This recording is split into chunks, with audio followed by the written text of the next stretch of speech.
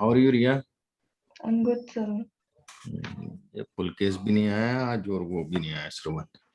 Oh, वो क्या है, एक्चुअली कर चुके पहले कोर्स मेरा। okay. तो हाँ हाँ, उन्होंने फिर दोबारा पहले मतलब ये पार्ट में था, एक दो पार्ट किए, R1 R2 ऐसे करके चलता था। अच्छा, तो उन्होंने फुल कोर्स ज्वाइन किया, तो इसलिए ओके। थोड़ा सा लापरवाह हो जाते हैं मॉर्निंग के टाइम में। यार ये तो सर का शुरू का पड़ा हुआ है ना। या ये हाँ, करेंगे वो लोग भी, थोड़ा सा कंटिन्यू होंगे क्योंकि वो जो एक बार कर चुके हैं थोड़ा बहुत, जिनको मालूम है यार यही चीज सर अभी बताएंगे शुरू में, तो हाँ, वो बेसिक लोग तो मिस कर ही आता है। देते हैं। हाँ, बेसिक वगैरह अच्छे से आता है। एक लड़की और है ऐश्वर्या, वो भी इसीलिए थोड़ा सा डिले कर रही है। ओके, उसने भी सब फॉर्मेलिटी सब कर ली है, पर वो थोड़ा सा लेट आएगी इस पेज में। तो ये सब पहले कर चुके हैं।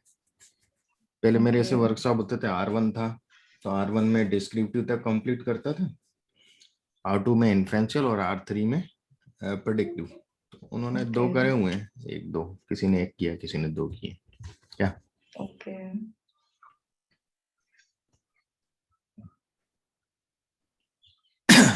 चलिए आज अपन पहले थ्योरेटिकल पार्ट करेंगे, ठीक है। Yes sir.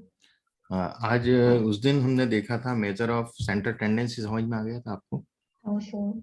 है ना। अपन फार्मूले से कोई मतलब नहीं ज्यादा अपन को, है ना, अपन को कंसेप्ट समझना है क्या रहता है। हम्म, अब हम बात करेंगे मेजर ऑफ डिस्पर्सन की, ठीक है।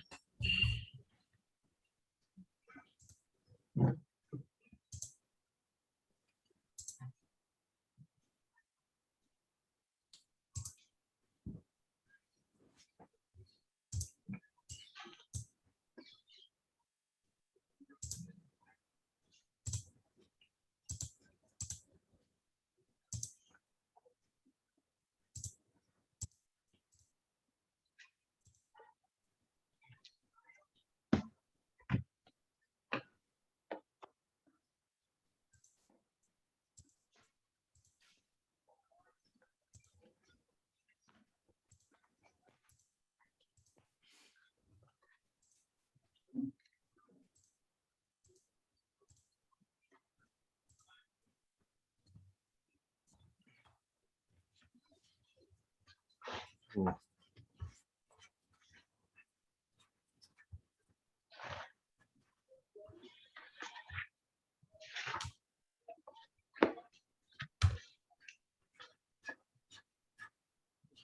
जस्ट अ मोमेंट, मेरा पेन को यस ठीक कर, सर। पेन वर्क नहीं कर रहा है।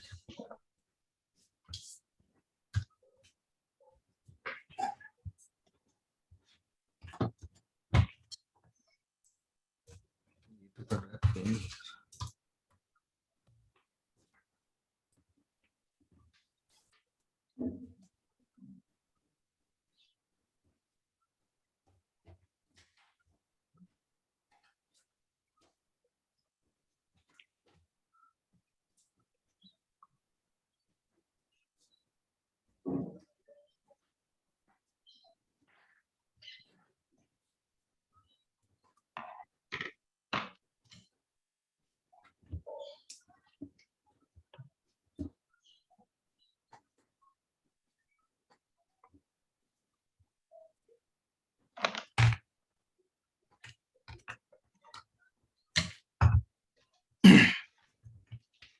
देखिए, आज हम मेजर ऑफ डिस्पर्सन की बात करेंगे, ठीक है। हम्म, डिस्पर्सन से आप लोग क्या समझते हैं?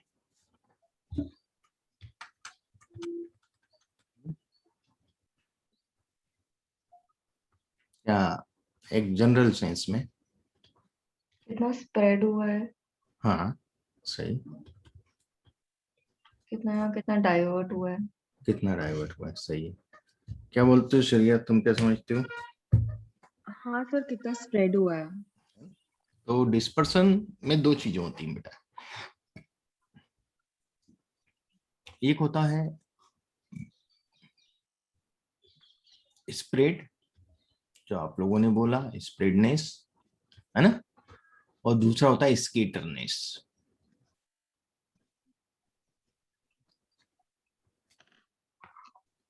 दो चीजें होती हैं, एक स्प्रेडनेस होती है और एक स्केटरनेस होती है, ठीक है। अब स्प्रेडनेस क्या है और स्केटरनेस क्या है ना। यदि हम देखें तो जैसे ये कोई डेटा है,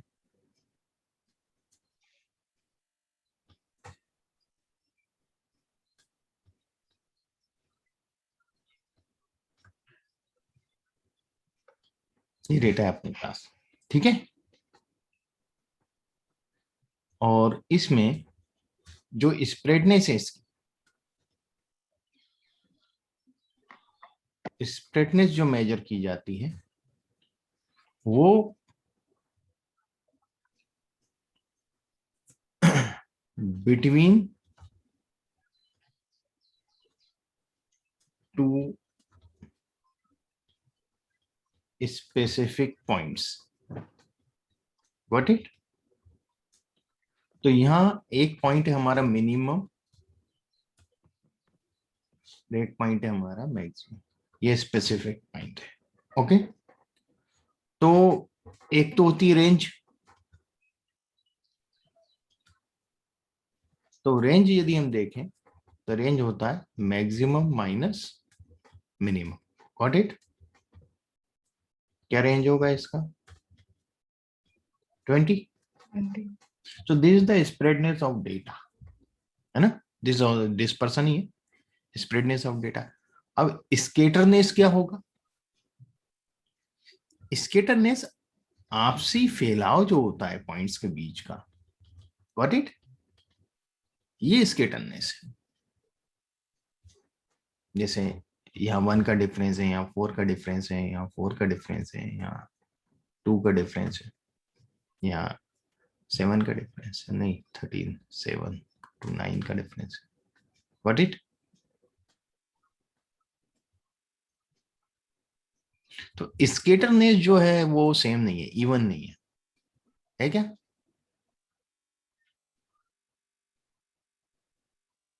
सेम स्केटरनेस है इस डेटा में, नहीं. है ना।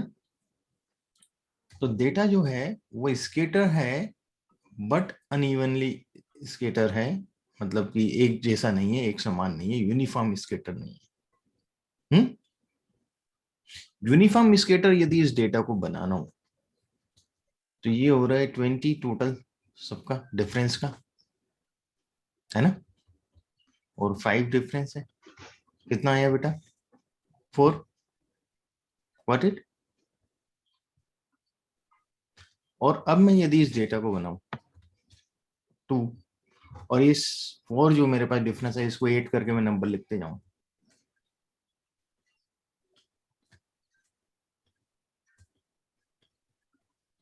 अब इसके टर्न में चेक करो, 4 डिफरेंस आ रहा है सब। हम्म. तो इवनली डिस्ट्रीब्यूटेड डेटा हो गया ये कि नहीं? What it, understand? Yes, sir. अब ये जो चीज है ये बताती है स्केटरनेस, है ना। और ये बताता है ओवरऑल फैलाव, मतलब ओवरऑल जो स्प्रेड है, रेंज। ये जो 4 है दैट इज द एवरेज स्केटरनेस। क्या है ये? What it?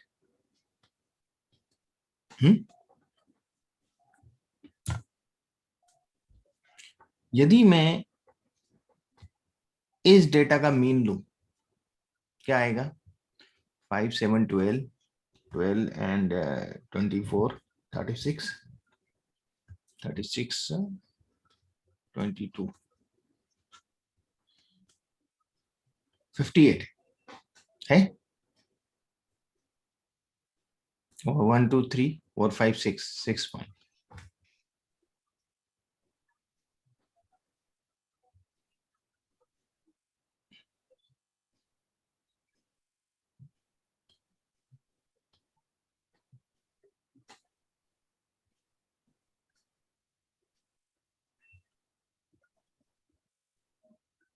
Nine the 54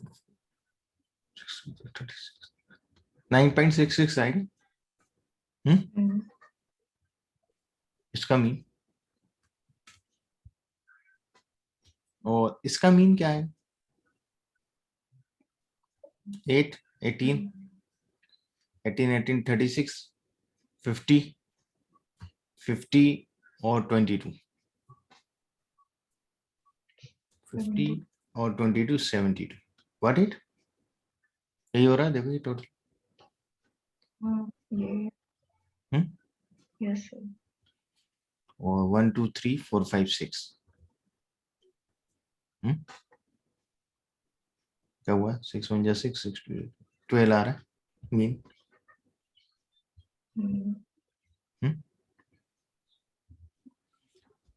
तो यहां आ रहा है हमारे पास 9.66। मैं एक सेकंड को इसको 10 मान लेता हूं, ठीक है?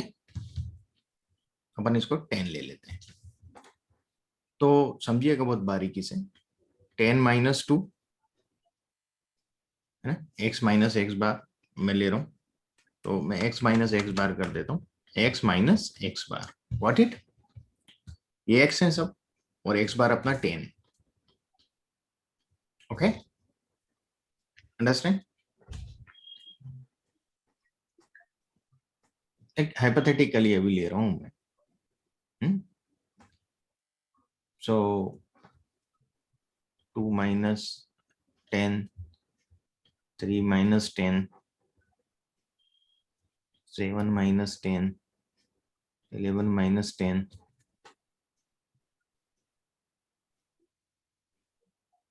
13 माइनस 10 और 22 माइनस 10। तो ये जो आ रहा है मेरे पास -8, -7, -3, 1, 3, 12, इनका स्क्वायर कर लिया मैंने। ओके, 64, 49, 9, 1, 9, 140। Got it? मैं थोड़ा सा इसको यहीं से खींच देता हूँ थोड़ा सा।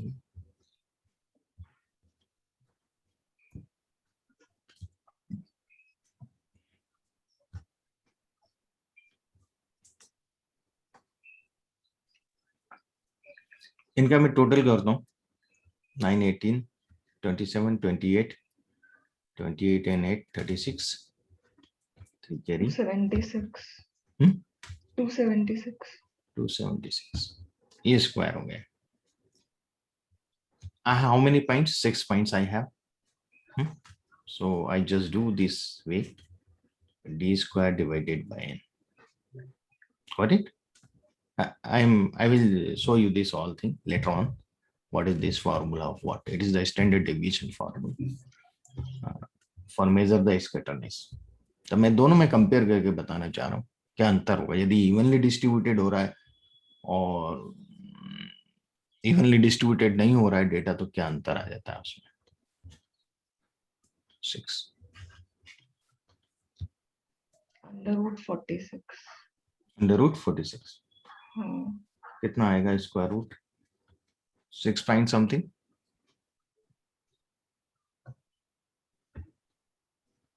है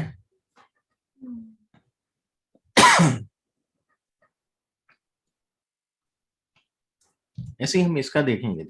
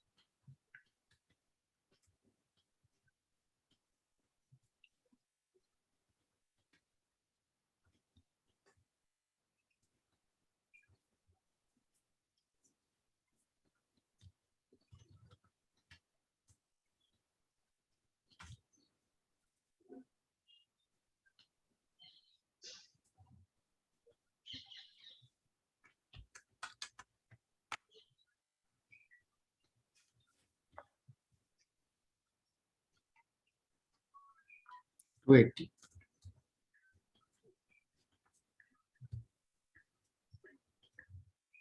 कितना आएगा? 146.67. 1 नहीं, इसको डिवाइड करके फिर 46.66. Same 6 point something. 6 point something. तो यदि जो हमने 9.66 की जगह मीन अलग ले लिया था तो ये थोड़ा और कम होगा, ये बढ़ेगा ना ये भी भाई। आप 9.66 माइनस करोगे तो कम हो जाएगा कि बढ़ेगा? कम होगा 10 की जगह। कम होगा, ये थोड़ा और कम हो जाएगा और ये अपना 6 पॉइंट समथिंग ही रहेगा। तो जो मीन है, एवरेज जो डेविएट है डेटा, वो कितना डेविएट हो रहा है यदि हम इसके हिसाब से देखें, सेंट्रल टेंडेंसी के साथ वो कितना डेविएट। ये सेंट्रल टेंडेंसी हमारी 12 अपने मीन निकाला ना, गॉट इट। तो सेंट्रल टेंडेंसी से डेटा कितना डेविएट हो रहा है वो हम देखते हैं एवरेजली। तो ये बता रहा है 6 6 6 7 6 8 नहीं, कितना आएगा? ज्यादा आएगा कितना? अच्छा 46 आएगा। हाँ 6 4 24 और 6 6 36, ठीक है। 46.66. हाँ 6 4 24 6 6 36 हाँ और 46.6, फिर करेक्ट करेक्ट करेक्ट। 6.83. ये खाली 46 है ना, और ये 46.66 है, ठीक है। और जब अपन इसको 9 पॉइंट उससे करेंगे तो ये आपका 30 के उसमें 46 के अंडर नीचे आ जाएगा, कम हो जाएगा, है ना। तो एवरेजली अपना डेटा कितना डेविएट हो रहा है सेंट्रल टेंडेंसी से, ये इसके द्वारा पता चला। अभी अपन इसके बारे में पढ़ेंगे डिटेल में, अभी अपन इसमें ज्यादा नहीं जा रहे हैं। तो मेन चीज मैं यहाँ ये समझाना चाह रहा था, ये मैंने एक्स्ट्रा कर दिया इधर, वो अपन नीचे ही समझेंगे और इसको बेटर। पहली चीज तो स्प्रेडनेस दो स्पेसिफिक पॉइंट के बीच के डिस्टेंस को स्प्रेडनेस बोलते हैं। पहला जो होता है वो रेंज होता है स्प्रेडनेस को चेक करने का, जो मैक्सिमम माइनस मिनिमम होता है। अब मान लीजिए यदि मैं आपको रेंज दे दूं किसी भी डेटा की, यदि मैं आपको रेंज देता हूं, एक सेकेंड मैं इसको हटा देता हूं।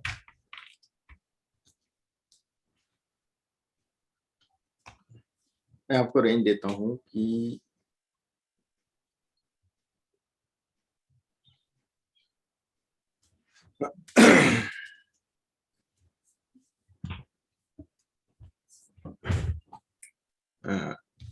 कोई कंपनी है, कंपनी एक्स है। उस कंपनी में जो एम्प्लॉय की सैलरी है, अपन मान लीजिए एक छोटा ऑफिस है उस कंपनी का, उसमें 5 एम्प्लॉय हैं, एक मैनेजर है। वो मैनेजर है आपका, उसकी सैलरी है 60,000 रुपीज, है ना। इसी प्रकार से एक अकाउंटेंट है, उसकी सैलरी है 12,000 रुपीज। एक सेल्स रिप्रेजेंटेटिव है 18,000 रुपीज। और ऐसे ही एक असिस्टेंट है, वो 10,000 रुपीज। और एक प्यून है 8,000 रुपीज। तो यदि मैं इसका रेंज देखूं तो रेंज कितना आ रहा है? 60,000 माइनस 8,000 कितना होगा? 52,000 रेंज आ रहा है। व्हाट इट आ रहा है। तो जो रेंज यदि मैं आपको बोलूं खाली 52,000 में रेंज बोलता हूँ यार, हमारे यहाँ जो सैलरी है उसकी रेंज है 52,000। तो आप कोई कंक्लूजन पे पहुंच पा रहे हैं क्या इससे, बताइए।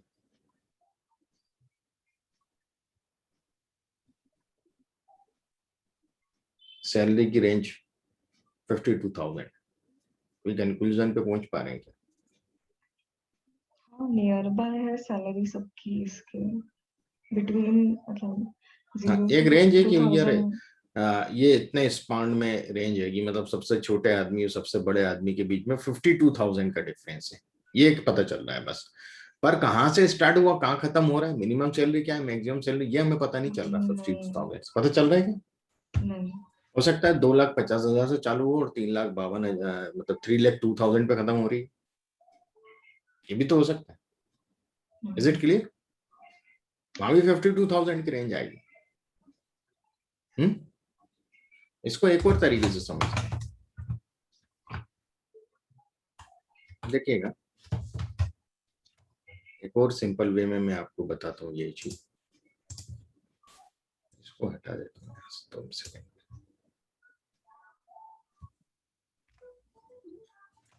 देखिएगा, अब जो मैं एक थोड़ा सा आपको बताता हूँ, ग्रामीण क्षेत्रों में जो होता है बेटा, वो लोग दोनों का अपना जमीन है, किसान है, और राम सिंह और श्याम सिंह है। ये मेन रोड है,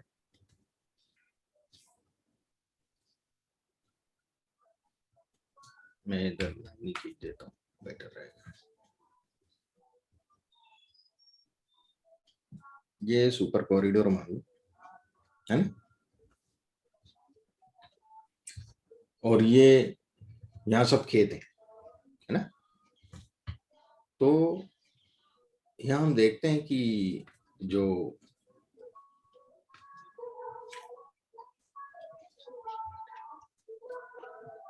तो 4, 6, 8, 10, 12,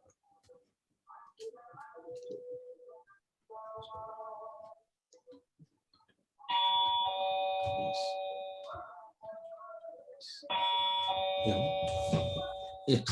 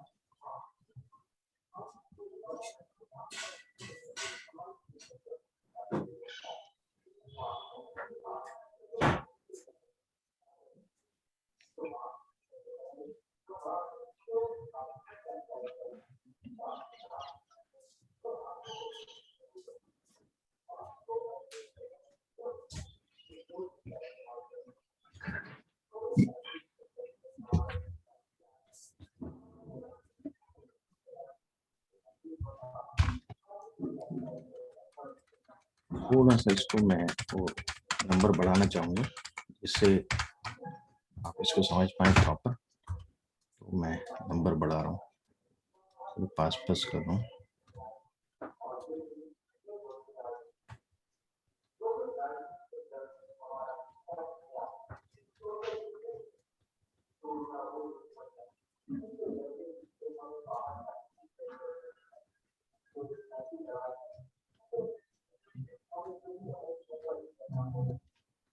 ये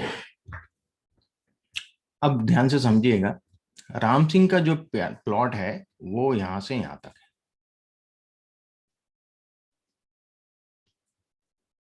किसका है ये, राम सिंह का। और जो श्याम सिंह का प्लॉट है वो यहां से यहां तक है। व्हाट इट,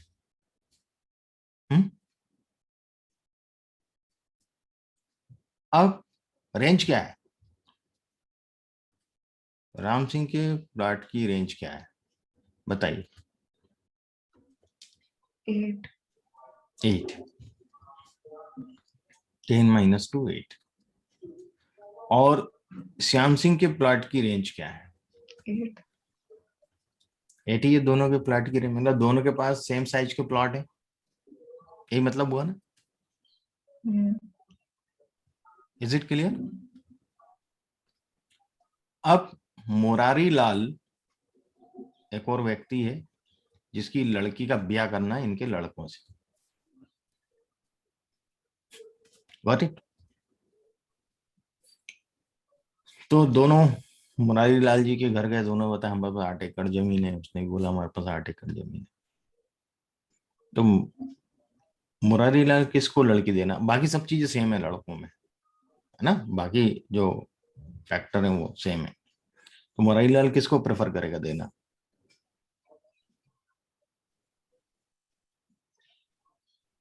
लड़की का ब्याह कहाँ करेगा? राम सिंह क्या है, श्याम सिंह क्या है?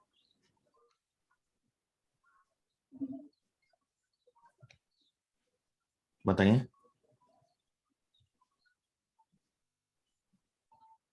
सेम ही है दोनों है? के पास, सेम ही है तो फिर ये सुपर इंडिपेंडेंट। कॉरिडोर का ध्यान रखिएगा, ये सुपर कॉरिडोर जा रहा तो फिर राम सिंह के है ना? साथ।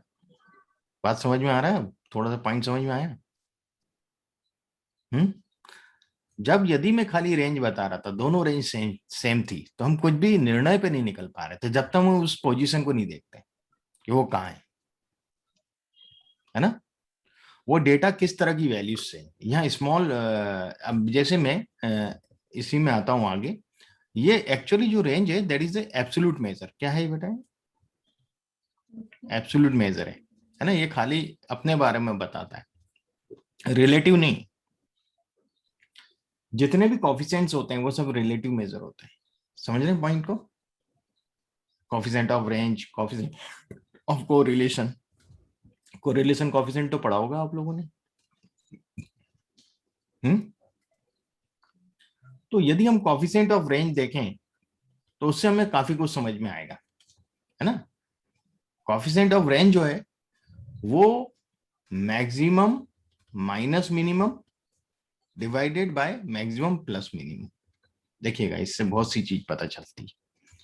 तो पहले का यदि कॉफिशिएंट ऑफ रेंज ऑफ हम राम सिंह का देखें तो क्या आएगा?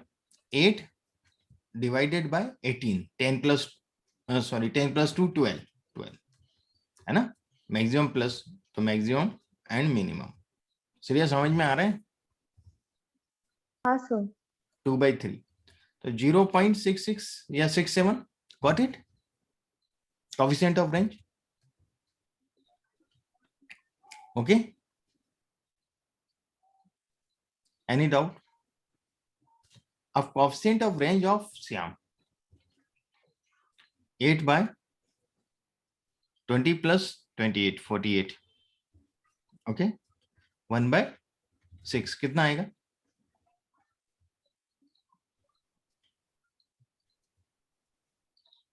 Is it clear?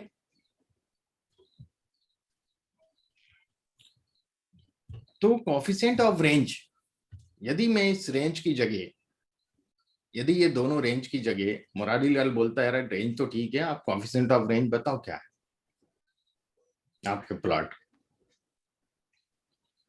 तो यदि ये दोनों अपने coefficient of range बताते तो जो डेटा, ये 0 है ना? जो डेटा का कोफिशिएंट ऑफ रेंज ज्यादा होता वो लो वैल्यू डेटा होता। देखिए वैल्यूज 2 से 10 के बीच में है, और कोफिशिएंट ऑफ रेंज कम है मतलब हाई वैल्यू डेटा है, डेटा हाई वैल्यू है। पर यहाँ अपन यदि प्लॉट के पर्सपेक्टिव में देखें तो जो लो वैल्यू डेटा है वो ओरिजिन के करीब है, मतलब सुपर कॉरिडोर के काम पास है, इसलिए ये।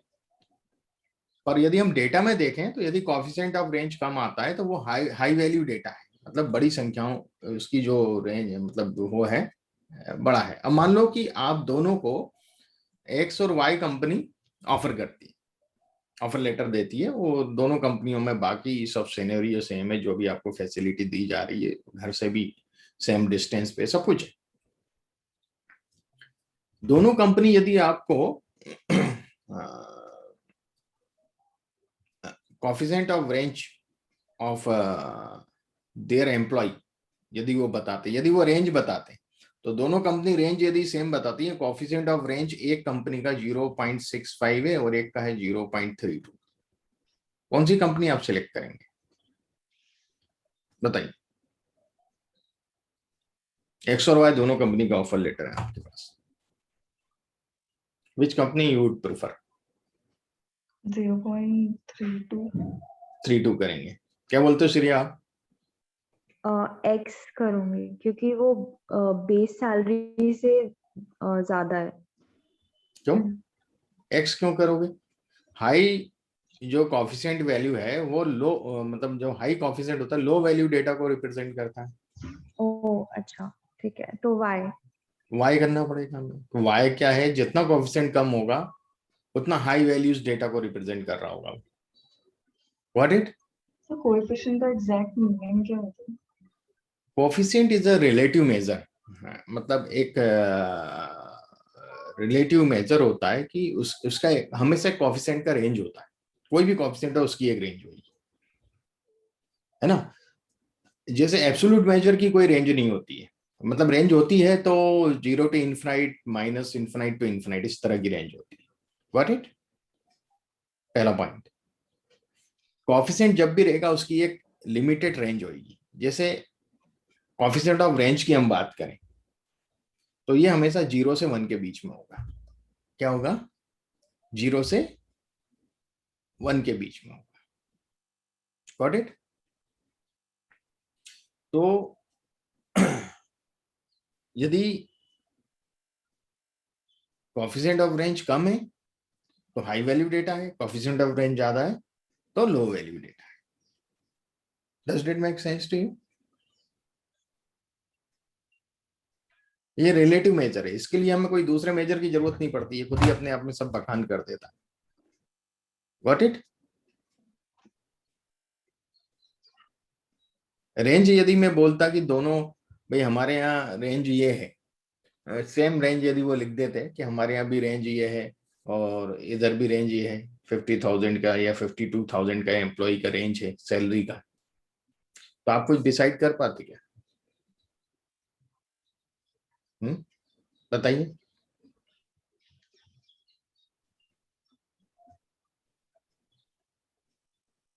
हाँ जी, सर नहीं कर पाते। नहीं कर पाते। तो कॉफिशिएंट से हम, खाली हमें कॉफिशिएंट दे दिया जाए तो हम उससे बहुत कुछ कंक्लूजन पे पहुंच जाते हैं, है ना। एक व्यू आ जाता है, आप मैं कॉफिशिएंट दे दूंगा तो आप समझ जाओगे यार low value high value data है। अब तो कैच करना समझ में आ गया कॉफिशिएंट ऑफ रेंज का क्या इंपॉर्टेंस। ओके, रेंज अपने बारे में बताता है कि हाँ इतना फैला है डेटा, कॉफिशिएंट ऑफ रेंज बताता है कि पोजीशन कहाँ है भैया, वो डेटा कहाँ पे है, वो फैलाव किधर है, वो स्प्रेड कहाँ है। Is it clear? Any doubt? चलिए आगे बढ़ते हैं। रेंज और कॉफिशिएंट रेंज का कंसेप्ट क्लियर हो गया आप लोगों को? नहीं हुआ? तो हो गया clear। है ना।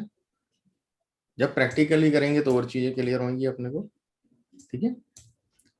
तो अब मैं बात करता हूं दूसरा स्प्रेडनेस मेजर की, that is the interquartile range. क्या है? Inter quartile range. अब इंटर क्वार्टाइल रेंज जो है वो Q3 माइनस Q1, जानते हैं आप Q3 Q1 क्या होता है? हम्म? नहीं। नहीं। क्या होता है बेटा, कोई भी डेटा है यदि हम उसको असेंडिंग ऑर्डर में अरेंज कर दें, है ना,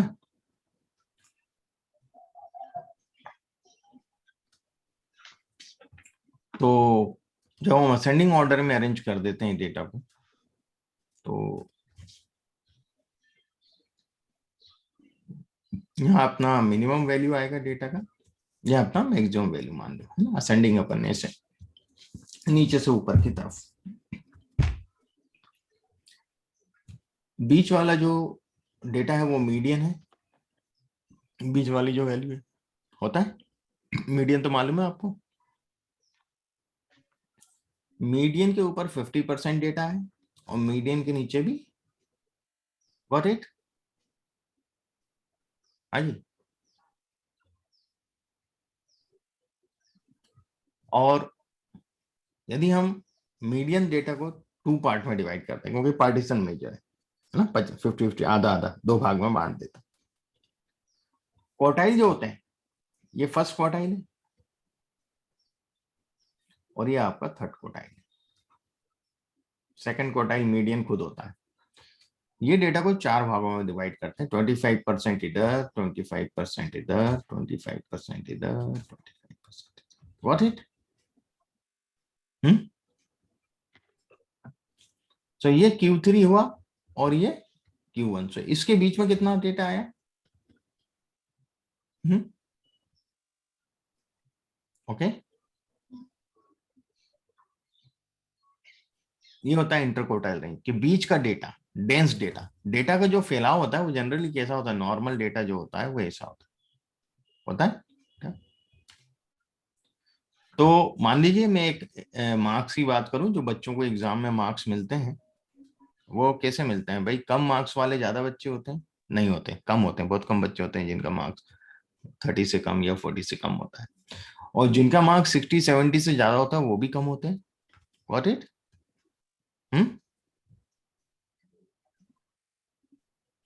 मतलब जो मिडिल मार्क्स हैं, जो 40-60 है, वो ज्यादातर बच्चों को मिलता है, ज्यादातर बच्चे उसी में होते हैं। Got it? है ना?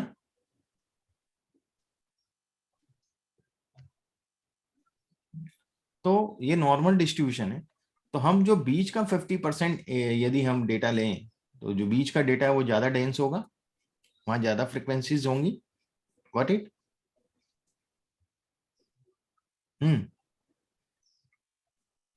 तो कई बार हम क्या करते हैं, इधर का डेटा नहीं लेते, हम इंटरक्वार्टाइल रेंज लेते हैं कि यार वो डेंस एरिया की रेंज कितनी, वो बताओ हमें, वो रेंज क्या है, अधिकतर लोग कहाँ कहाँ है, अधिकतर डेटा कहाँ किस रेंज के बीच में है, मैक्सिमम 50% डेटा बीच का। Does that make sense to you? So Q3 minus Q1 होता है। ऐसे ही इसका जो कॉफिशिएंट होता है वो Q3 minus Q1 over Q3 plus Q1, ये भी वही चीज रिप्रेजेंट करता है। Okay, got it? इसके बाद एक और मेजर होता है, वो होता है सेमी इंटरक्वार्टाइल रेंज। ये सब स्प्रेडनेस के हैं, ये दो स्पेसिफिक पॉइंट है जिनके बीच का डिफरेंस ले रहा है। मैंने डेफिनेशन लिखी स्प्रेडनेस की कि बिटवीन टू स्पेसिफिक पॉइंट्स, पहला मैक्सिमम मिनिमम, अब first and third quartile, semi interquartile range. और इसको हम क्वार्टाइल डेविएशन भी बोलते हैं। क्या बोलते हैं? Quartile deviation, semi interquartile range को। What it? ये कुछ नहीं है, बहुत सिंपल है। यदि हम इसको देखें तो Q3 minus Q1 divided by 2। What it? मतलब इसका भी हाफ कर दिया। मतलब अब हम जो बात कर रहे हैं वो बात कर रहे हैं इतने डेटा की, 25% बीच का डेटा। What it? और डेंस डेटा की बात करने लगे।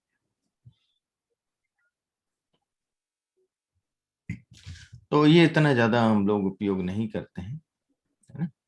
तो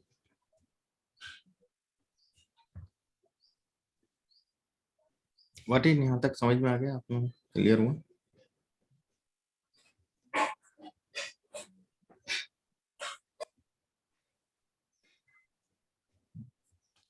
कोई डाउट यहां तक? स्प्रेडनेस में ये 3 स्प्रेडनेस के मेजर है, ठीक है? डिस्पर्सन ही है पर स्प्रेडनेस मेजर होता है। हाँ जी, आपका जवाब नहीं आ रहा है श्रिया और इसका। हाँ सर, समझ में आ रहा है। यहाँ तक क्लियर हो गया? आज अपन इतना ही रखेंगे, कल अपन बात, नेक्स्ट सेशन में अपन बात करेंगे स्केटरनेस की। अब अपन आते हैं प्रैक्टिकल, ठीक है? ओके, तो आज हमने क्या क्या समझा? पहला तो डिस्पर्सन दो प्रकार का होता है, मेजर ऑफ डिस्पर्सन, एक स्कैटरनेस और स्प्रेडनेस और स्कैटरनेस। आज हमने देखा स्प्रेडनेस क्या है। स्प्रेडनेस ओवरऑल डेटा या दो स्पेसिफिक पॉइंट के बीच में कितना फैलाव है, क्या डेविएशन है, वो पता चलता है। ठीक है, पहले हमने ओवरऑल डेविएशन की बात करी, तो जो मैक्सिमम माइनस मिनिमम होता है रेंज होती है। फिर हमने समझा कि कोएफिशिएंट ऑफ रेंज क्या है, वो रिलेटिव मेजर है। उससे हमें काफी कुछ पता चलता है कि वो जो डिस्पर्सन है वो कहाँ है, हाई वैल्यू डेटा है या लो वैल्यू डेटा, उसकी पोजीशन पता चलती है, हमें एक आइडिया लगता है। बट तीसरा हमने देखा इंटरक्वार्टाइल रेंज, जो हाईली डेंस डेटा होता है, 50% जो डेटा होता है डेंस डेटा होता है, उधर की यदि हम रेंज देखें वहां क्या है ना। फिर हमने इसमें कोएफिशिएंट भी देखा। फिर सेमी इंटरक्वार्टाइल रेंज को हमने समझा। तो हम थोड़ा थोड़ा इसको ऐसे समझते जाएंगे आगे। अब आर हम लेते हैं वापस से। आर में जैसे मैंने पिछले बार आपको खाली ये बताया था कि आर जो है वो ओपन कैसे किया जाता है और प्रोजेक्ट कैसे क्रिएट करते हैं, यहाँ तक तो समझ में आ गया रिया तुम्हें? Yes sir. आज हम आर के डेटा टाइप्स पढ़ेंगे। वेरियस डेटा टाइप्स हैं आर में, और ये स्क्रिप्ट्स मैं आज आपको शेयर करूंगा आर की, है ना। और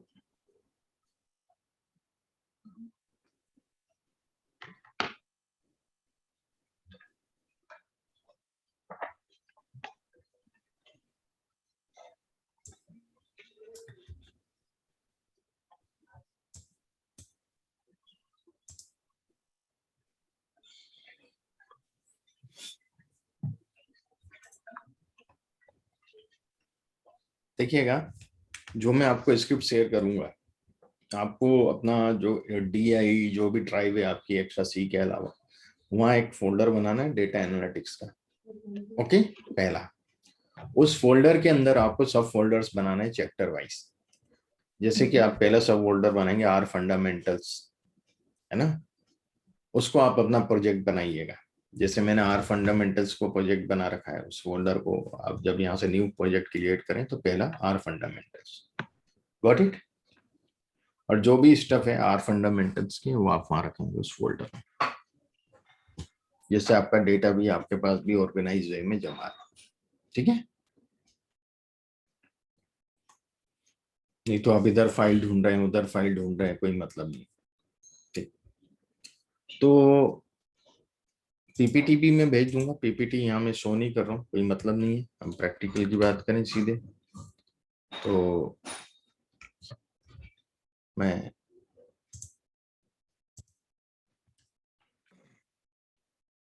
आज हम बात करेंगे आर डेटा टाइप्स। आर के डेटा कौन कौन से होते हैं, कितने प्रकार के होते हैं, हर लैंग्वेज के अपने डेटा टाइप्स होते हैं।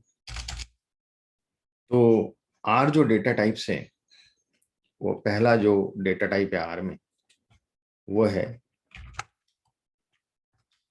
वेक्टर, है ना। दूसरा जो डेटा टाइप है वो है लिस्ट। तीसरा जो डेटा टाइप है वो है मैट्रिक्स। चौथा जो डेटा टाइप है वो है अरे।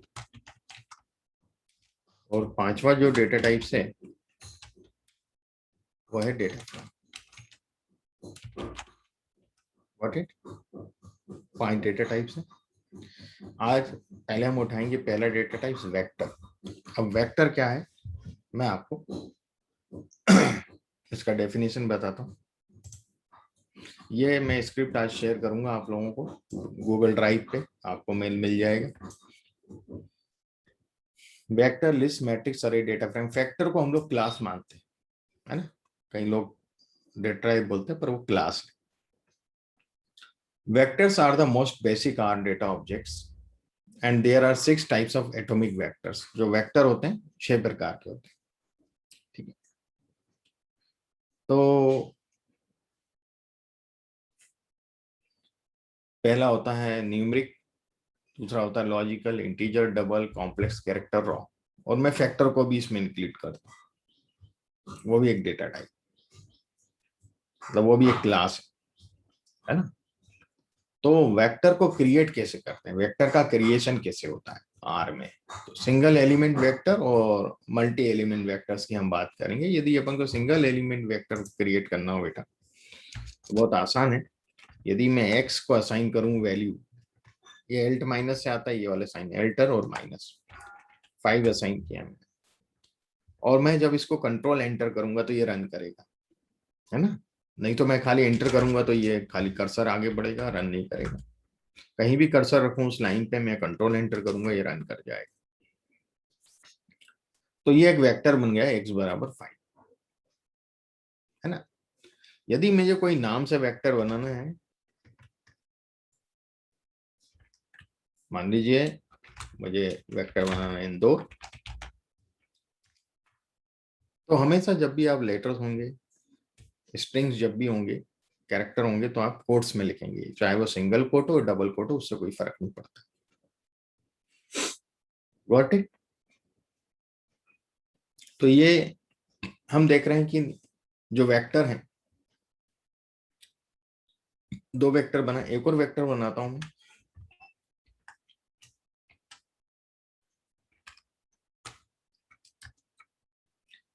ये ट्रू। अब मैं देखता हूं कि क्या ये वेक्टर है। सबसे पहले तो ये चेक करूं भाई एक्स वेक्टर है कि नहीं है, वाई वेक्टर है कि नहीं है, और जेड वेक्टर है कि नहीं। तो फंक्शन है इस डॉट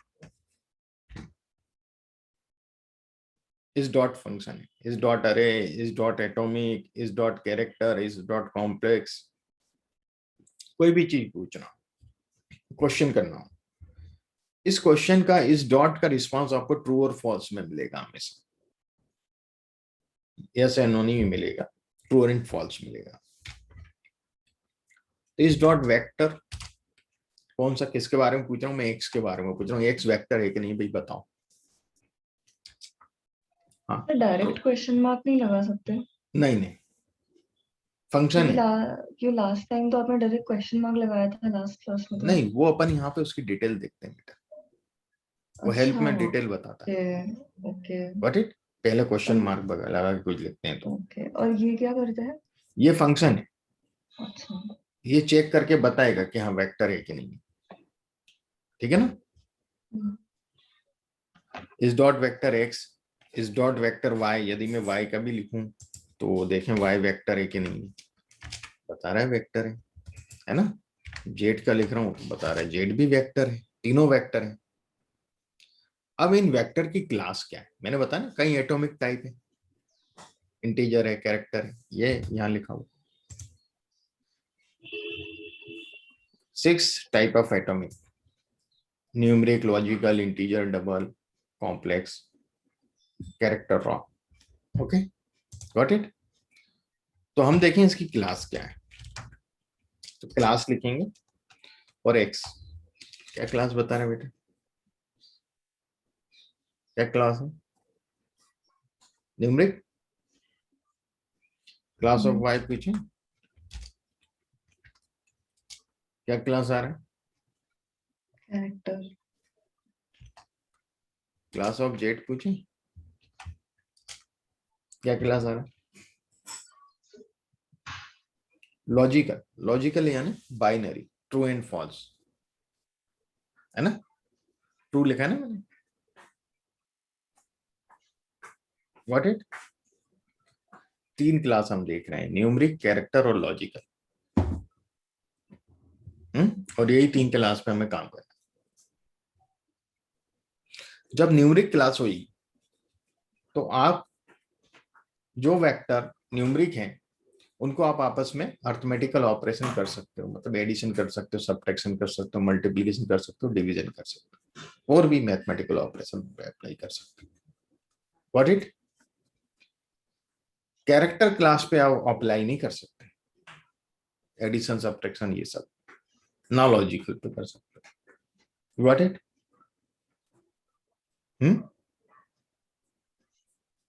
हाँ या ना। Yes sir.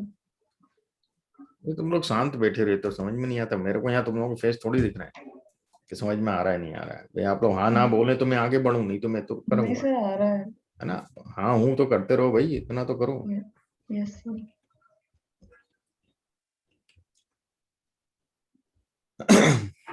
अब हम आगे बढ़ते हैं कि अभी तो हमने एक एलिमेंट का वेक्टर बनाया 5 इन 2। हमें जब वेक्टर एक प्रकार से कॉलम होता है, एक्सेल शीट देखा ना आपने, एक्सेल शीट में जो हर एक कॉलम होता है वो एक वेक्टर होता है। Is it clear? Data frame जो यहाँ एक्सेल शीट यानी डेटा फ्रेम, तो जो डेटा फ्रेम होती है उसका हर एक कॉलम एक वेक्टर होता है। Got it? यस तो सर। अब कॉलम में तो मल्टीपल एलिमेंट्स होते हैं, एक थोड़ी होता है ना, बहुत सी वैल्यूज होती हैं। तो हम मल्टीपल एलिमेंट वेक्टर कैसे क्रिएट करेंगे इंडिपेंडेंटली? तो देखिएगा, मैं एक कुछ भी नाम रख, ऑब्जेक्ट नेम कुछ भी दे सकते हो, एक्स वाई जेड, कुछ भी नाम भी दे सकते हो, जो भी। तो आप इसके लिए फंक्शन यूज करते हो C, small C. C is combine function. C का मतलब होता है कंबाइन। क्या मीनिंग होता है सी का? नहीं। कंबाइन। कंबाइन। तो मैं एक न्यूमेरिक वेक्टर बना रहा हूँ, देखो बेटा समझना। ओके, मैं इसको रन करता हूँ। आप देखिए ग्लोबल एनवायरनमेंट में ये बता रहा है 1 to 5, मतलब 5 पोजीशन है। पहली पोजीशन से चालू है 5 पोजीशन तक, ये इंडेक्सिंग है 1 to 5। पहला नंबर 2 है, फिर 4 है, फिर 1 है, फिर 0 है, फिर 6 है ना। अब मैं यदि इसको प्रिंट करवाना चाहूँ तो मैं एक्स लिखूंगा और कंट्रोल एंटर दबा दूंगा, नीचे प्रिंट हो गया 24106। Got it? कंसोल पे प्रिंट हो गया ना ये नंबर, मतलब ये वेक्टर। Any doubt? नहीं सर। तो मल्टीपल वेक्टर के लिए हमें स्मॉल सी उपयोग करना है। ठीक है, अब मान लो मुझे इसमें 1 को एक्सेस करना है, 1 चाहिए मुझे, खाली 1 है ना इसमें, 24106। ओके, तो मैं क्या करूंगा, एक्स लिखूंगा और पोजीशन के लिए जब भी मैं यूज करूंगा स्क्वायर ब्रैकेट यूज करूंगा। क्या यूज करूंगा? Square bracket, box bracket. तो 1 कौन सी पोजीशन पे बेटा? 3। 3। एक्सेस हो गया वो।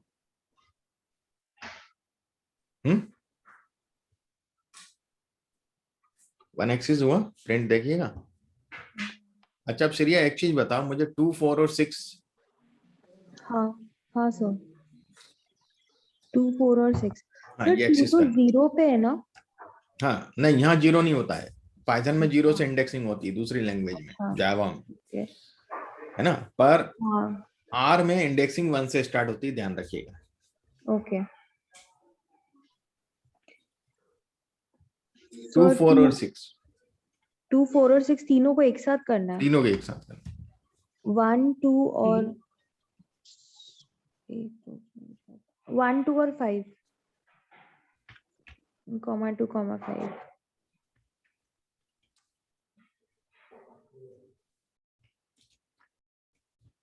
ये तो एरर दे रहा है। जब देखिए मैंने वेक्टर में भी एक से ज्यादा एलिमेंट में लिए थे तो मैंने क्या यूज किया? सी। कंबाइन। यहाँ भी क्या करना पड़ेगा? कंबाइन। स्क्वायर ब्रैकेट में भी कंबाइन फंक्शन लेना पड़ेगा। बात समझ में आ गई? हाँ। एक से ज्यादा जब भी होंगे मैं कंबाइन यूज करूंगा। आ गया 2 4 6? आ गया? हाँ देखिए सर। कंसोल, क्लियर हुई कॉन्सेप्ट? Yes sir. हाँ। अब मुझे 6 को एक्सेस करना है, क्या करूंगा? डायरेक्ट 5x हाँ, और स्क्वायर ब्रैकेट 5। मैं माइनस इंडेक्सिंग भी यूज कर सकता हूँ, -1 लिखूं।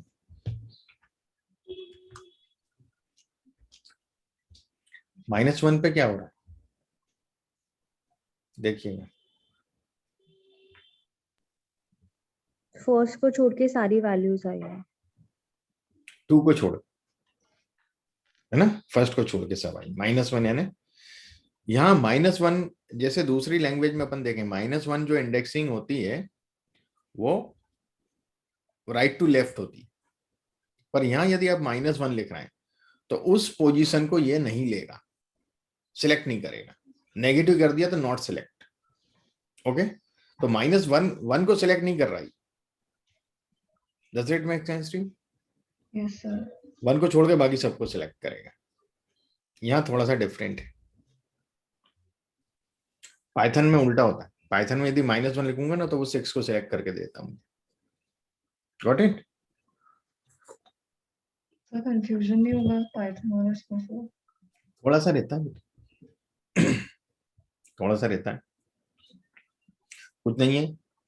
एक राइट हैंड ड्राइव कार है और एक लेफ्ट हैंड ड्राइव कार है, ये मान के चलो, है ना। ओके। बाकी तो चीजें सब कुछ सेम रहती हैं, थोड़ा बहुत कई जगह जैसे इंडेक्सिंग वहां 0 से स्टार्ट होता है, यहाँ पर 1 से होता है। कुछ एक चीजें हैं, बाकी तो ऑलमोस्ट सेम है क्या। तो वो सब अपन को पहले ही जब हम लोग पढ़ाते हैं कोई भी लैंग्वेज तो वो कंसेप्ट क्लियर करते चलते हैं। तो एक्सेस करना आ गया बेटा क्या नहीं आया? Yes sir. सर आ गया। अब मान लो मुझे कुछ अल्टर करना है डेटा में, मुझे 1 की या 0 की जगह मुझे 7 लिखना है। तो पहले तो 0 का पोजीशन क्या है, आप 0 को कैसे एक्सेस करेंगे? 4। है ना। यदि मैं इसको रन करूं तो मुझे 0 एक्सेस हो रहा है। अब 0 की जगह मैं जो रखना चाहता हूं मैं असाइन कर दूंगा। मान लो मैं 7 रखना चाहता हूं, ठीक है। ओके, मैंने इसको रन किया। अब मैं एक्सपेरिमेंट करवाता हूं। 0 आ रहा है क्या इसमें? नहीं। चेंज कर दिया उसने, है ना। इस प्रकार से आप सब्स्टिट्यूट कर सकते हैं।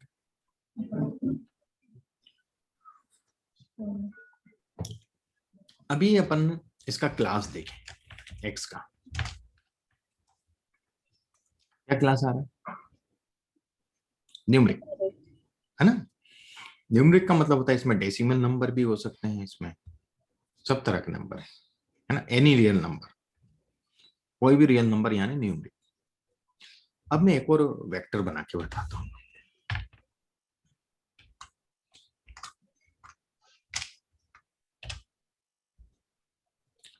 देखिए ये बता रहा है यहां भी 5 है, 1 2 3 4 5। तो यदि मैं y प्रिंट करूंगा तो क्या है, y 1 से 5 तक का इंटीजर है। यदि मैं इसका क्लास देखूं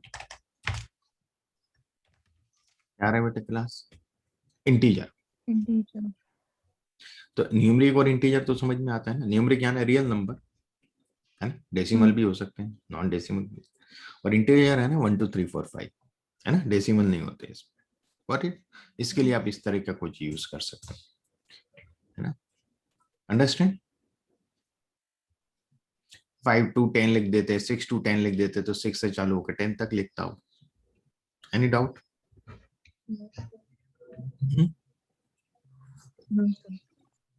तो इसमें मुझे सी नहीं लगाना पड़ा, कंबाइंड वेक्टर नहीं लगाना पड़ा ना, कॉलन यूज किया मैंने। तो यदि मैं इस तरह से करता हूं तो ये इंटीजर देगा। What it. Yes sir. और 1 का डिफरेंस होगा सब में, मतलब उसका नेक्स्ट नंबर फिर नेक्स्ट नंबर, इस प्रकार से, ठीक है। अब यदि मैं ऑपरेशन करना चाहता हूँ x प्लस वाई चाहता हूँ, दो कॉलम के बीच में, x एक कॉलम है, y एक कॉलम है, दोनों कॉलम को ऐड करना चाहता हूँ, है ना। उनके ऐड करके क्या मिलता है मुझे देखिए, 2 + 1 3, 4 + 2 6, है ना। ऐसे आपस में ऐड करता है, 4 + 2 1 + 3 कोरस्पॉन्डिंग ऐड करेगा। What it. Any sir doubt? कोई फंक्शन नहीं लगाना पड़ेगा, डायरेक्ट x + y कर सकते x + y बस, कोई फंक्शन नहीं, ठीक है। ऑपरेशन ही हो, बहुत इजी है। x - y,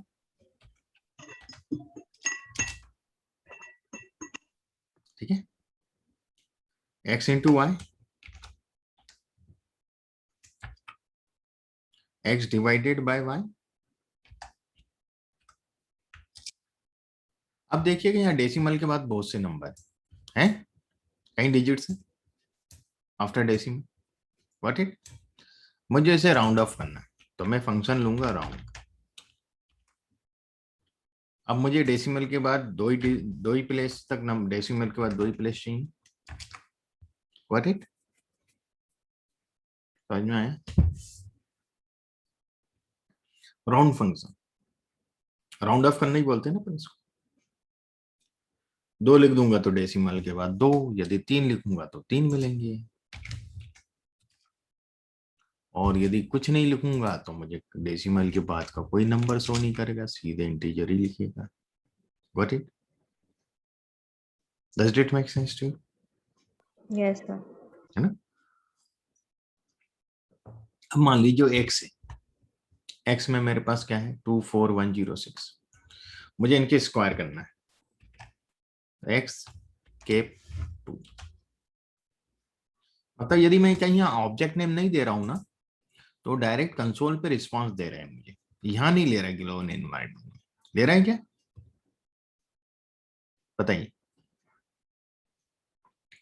यहाँ लिया क्या x प्लस वाई को? नहीं। यदि मैं ऑब्जेक्ट नेम नहीं दूंगा तो कंसोल पे ये आउटपुट देगा, अपने एनवायरनमेंट में नहीं लेगा ये। हाँ देखिएगा सर, बहुत ध्यान रखिएगा, जैसे मैं इसको एक ऑब्जेक्ट नेम दे देता हूँ एड, गॉट इट, दे दिया। अब मैं इसको रन करना है, ऑब्जेक्ट नेम दूंगा तो रन भी तो करना पड़ेगा, बिना रन करे हुए एनवायरनमेंट में थोड़ी लेगा। अब देखिएगा एड आ गया हुआ एनवायरनमेंट में, देखिए कि नहीं? हाँ आ गया। आ गया ना, तो वो एडिशन करके पूरा दे रहा है। तो अब मैं यदि कभी भी एड लिखूंगा तो मुझे ये चीज दे देगा वो। देखिएगा यहाँ इसका कलर चेंज हो गया रेक्टेंगल का, ये बता रहा है कि अपना क्रिएट करा हुआ है। Got it?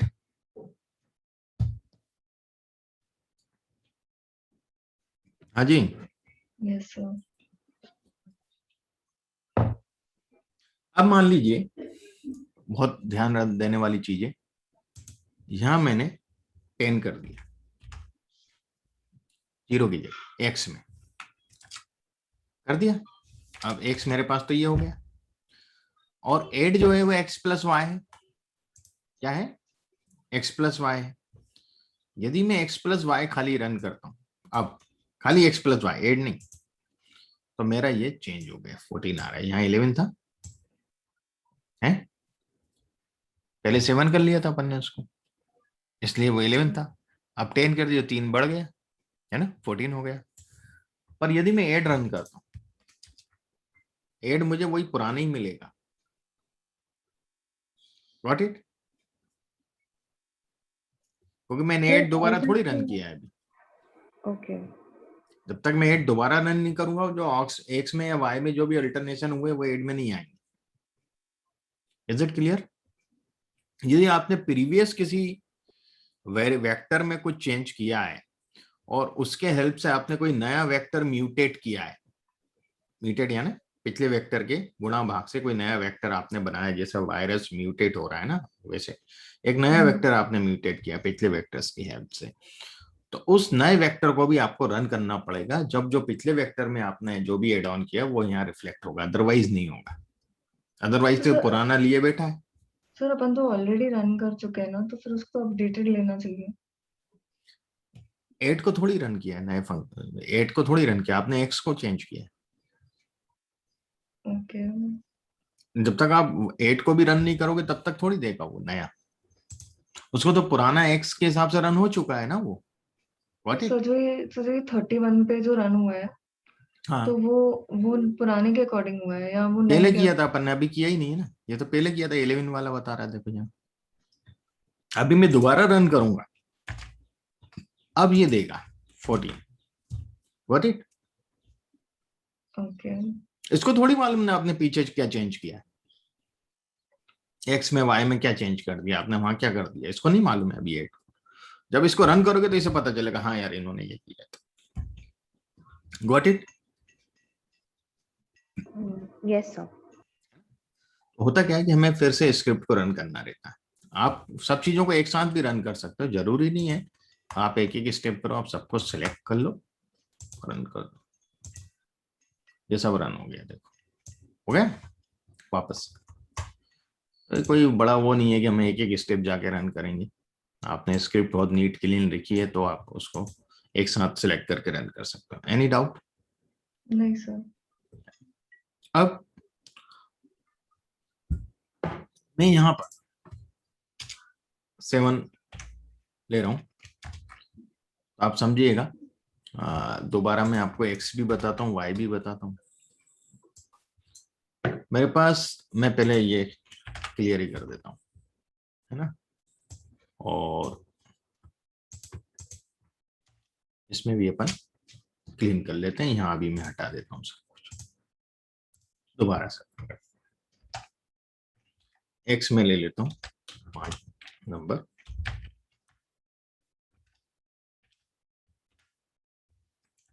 और y में ले लेता हूँ 1:7।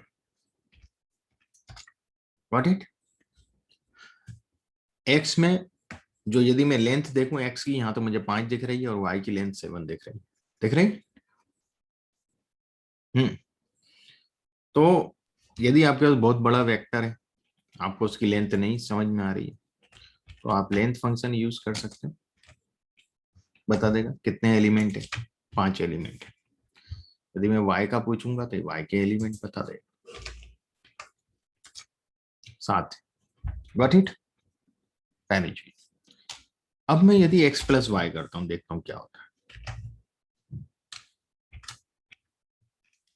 क्या आ रहा है? एक वार्निंग आई है।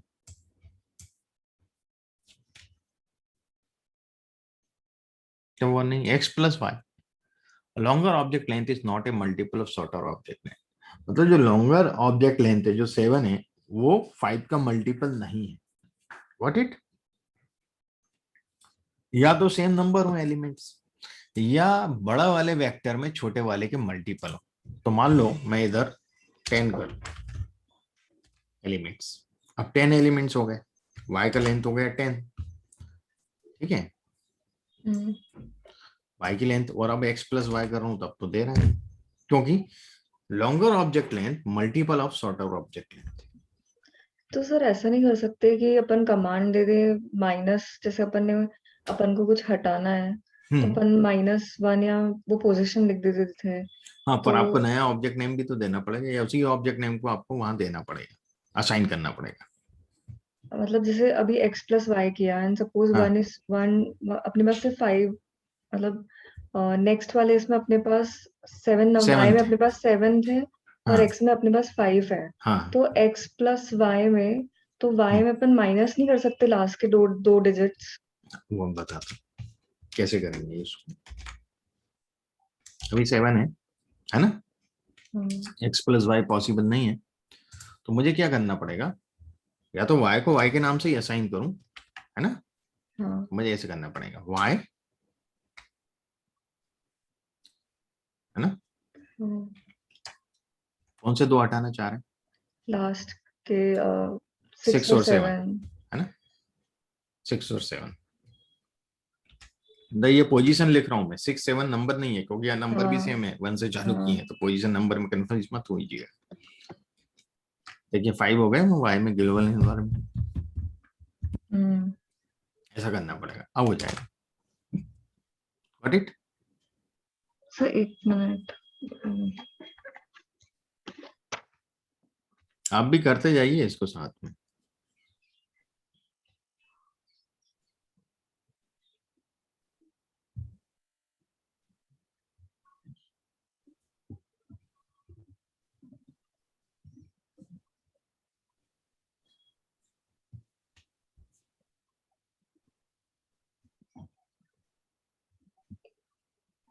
सर -c की जगह -6 और -7 नहीं कर सकते? जब दो होंगे तो कंबाइन करके रखना पड़ेगा, आप ऐसे कर सकते हैं। पहले मैं इसको रन करता हूँ।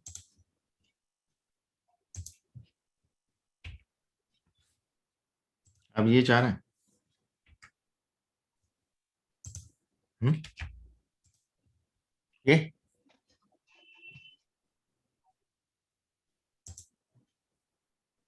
या तो ये कर लो, ये माइनस आगे रख लो, एक ही बात है। ठीक है। Yes sir. बार बार नहीं लगाना पड़े इसलिए मैंने बाहर रखता हूँ।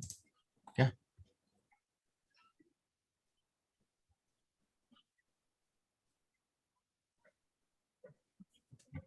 समझ में आ गया यहाँ तक?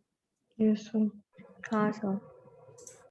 तो एक चीज समझ में आई कि जो आर में यदि एडिशन सब्ट्रैक्शन मल्टीप्लिकेशन करना हो, या तो नंबर ऑफ ऑब्जर्वेशंस या एलिमेंट्स सेम हो, या फिर जो छोटा है उसके मल्टीपल में हो। What sir it? Upon dummy भी तो ऐड कर सकते हैं, अगर बहुत सारे ऑब्जर्वेशन है और एक एक को अपन पोजीशन को माइनस नहीं कर सकते, तो एक्स के आगे 0 0 लगा दें। एक्स के आगे मतलब नहीं समझा मैं। मतलब y में जैसे 7 तक नंबर है हाँ और हाँ। x में सिर्फ 5 है, हम्म। तो अपन उसमें 6th और 7th पोजीशन पे 0 0 लगा दें हाँ इंस्टेड लगा ऑफ सकते हैं, डूइंग दिस। लगा सकते हैं, लगा सकते हैं, है ना। जीरो भी एक नंबर है, समझ रहे हैं आप? जीरो का मतलब ये नहीं कि वो एम्प्टी है।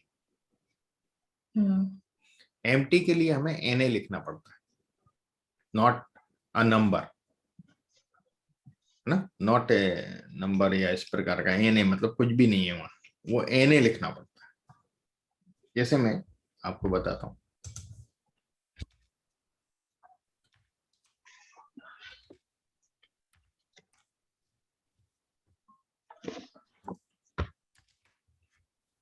देखिएगा एक्स में क्या हो गया, देख रहे हैं ग्लोबल एनवायरनमेंट में, तो ये वाई भी ले लिया मैंने। अब मैं एक्स प्लस वाई कर रहा हूँ।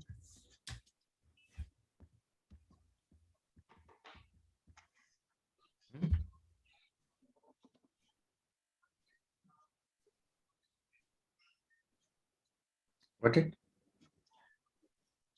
तो सर na लगाना चाहिए या 0 लगाना चाहिए? N okay. जीरो तो एक नंबर हो जाएगा, वो सेल खाली है तो वहां पे एन आएगा, ठीक है। तो उसका सम ही नहीं देगा ये, ठीक। अब फिर भी मुझे सम चाहिए,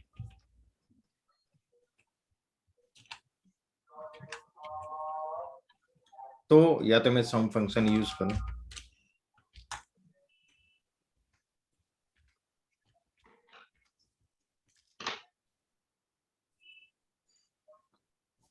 तो ये तो एन दे रहा है, कर ही नहीं रहा है सम। एक्स प्लस वाई का सम नहीं कर रहा है, तो एन रियल करके ये दे दिया इसने, तो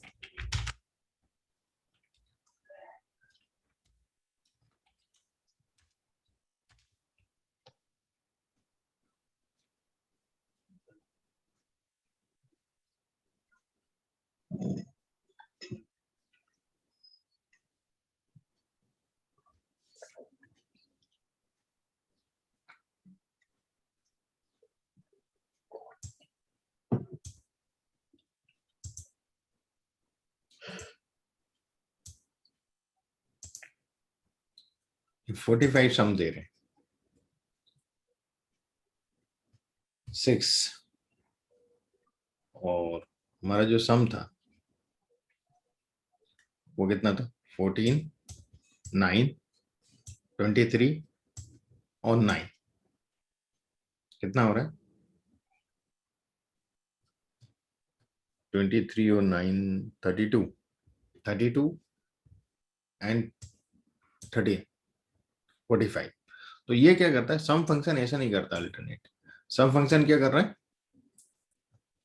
पूरे का टोटल निकाल दे रहा है, चाहे वो एक्स हो वाई हो, सबको जोड़ दिया उसने।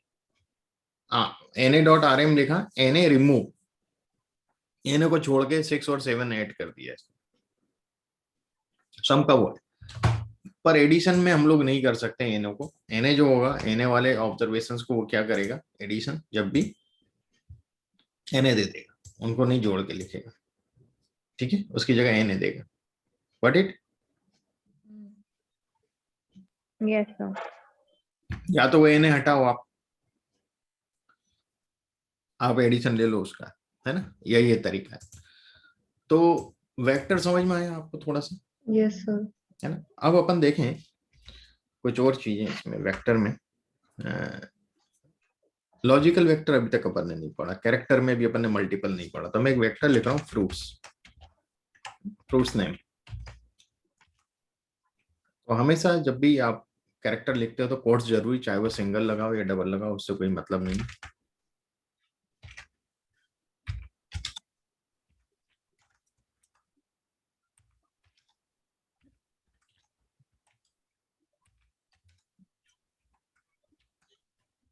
आपने गलती से बिना कोट्स के लिख दिया, आप सिलेक्ट करें और कोट्स दबा, ठीक है, ले लेगा।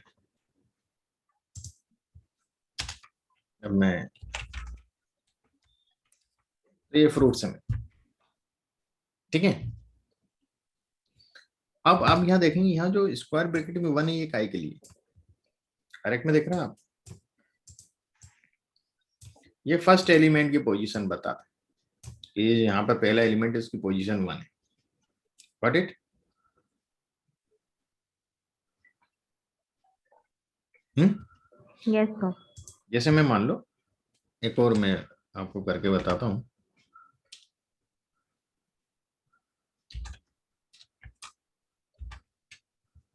थर्टी 34 से 200 और मैंने, तो आप देखिएगा, इसको समझिएगा ध्यान से। पहला एलिमेंट 34 है, यदि मुझे 56 की पोजीशन मालूम करना है तो मैं यहाँ से चालू करूंगा 20, 21, 22, 23 पोजीशन। Got it? आ गया समझ में? तो ये इसलिए काम आता है ना? ये क्या होता है, इसके कारण चेंज होता रहता है। अब मैं इसको यदि दोबारा रन करता हूँ तो मुझे इस प्रकार से बताएगा, पर पोजीशन तो वही रहेगी ना। Got it? अंडरस्टैंड?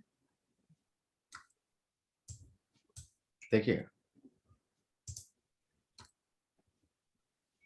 मुझे यदि 118 की पोजीशन मालूम करना है तो क्या है, 82, 83, 84, 85 पोजीशन है। Yes sir. और यहाँ 118 की पोजीशन भी वही आएगी, 77, 78, 79, 80, 81, 82, 83, 84, 85 पोजीशन। ठीक है, गॉट इट? 85 पोजीशन दोनों जगह। तो पोजीशन तो सेम बताएगा, आपका विंडो कितना बड़ा उस हिसाब से वो अरेंज कर देता है। पोजीशन तो वही रहेगी 1 2 3 4 ऐसे ऐसे जमा देगा, रो ज्यादा हो जाएंगे यदि कम छोटा होगा विंडो, विंडो बड़ा होगा तो रो कम हो जाएंगे, कॉलम ज्यादा हो जाएंगे। Got it? Is it clear?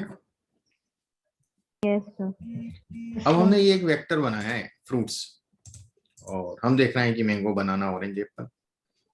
अब मुझे इसमें से ऑरेंज को एक्सेस करना है, कैसे करूंगा? 3 फ्रूट्स 3 फ्रूट्स स्क्वायर ब्रैकेट में ब्रैकेट में 3। 3, हाँ 3। ठीक है ना? क्लियर? Yes sir. एक्सेस करना आपको आ गया। अब मुझे एप्पल की जगह चेरी चाहिए, कैसे करूंगा? Fruits alt minus. एप्पल की जगह अच्छा, एप्पल का पोजीशन क्या है, 4 4 और उसकी जगह असाइन कर दूंगा चेरी। अच्छा, okay. Got it? Yes sir. अब मैं यदि फ्रूट्स प्रिंट करूंगा, क्या आ रहा है? चेरी आ गया, चेंज हो गया। Yes sir. ठीक है, अब मैं एक्स ले रहा हूं,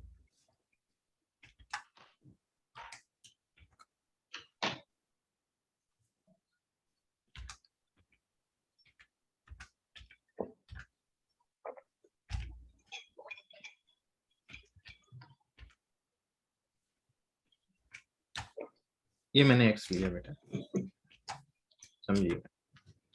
कुछ नेगेटिव नंबर है, कुछ पॉजिटिव नंबर है ना, और जीरो भी है। Yes sir. मैं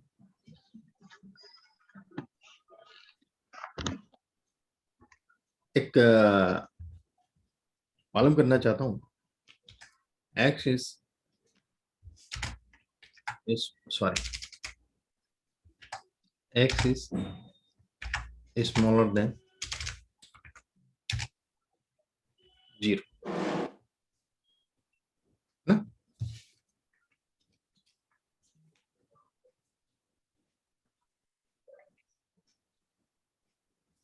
तो x इज स्मॉलर देन 0 में पहला वाला नहीं है तो फॉल्स, समझ में आ रहा है। दूसरा वाला है माइनस में, ट्रू।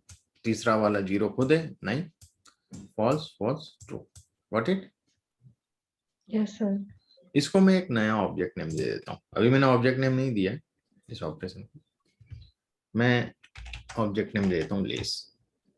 ओके,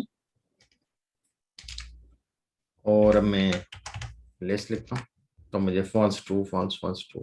ओके, एक ही बात है, मैंने ऑब्जेक्ट नेम लेके ले लिया उसको। मुझे ये ट्रू फॉल्स नहीं, मुझे 0 1 में चाहिए। क्या में चाहिए? 0 and 1, 1 for true, 0 for false. मैं क्या करूंगा,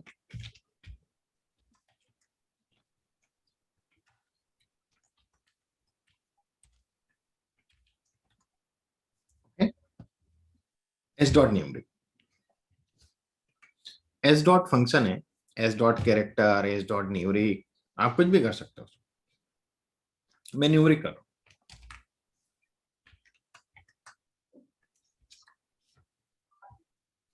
ओके,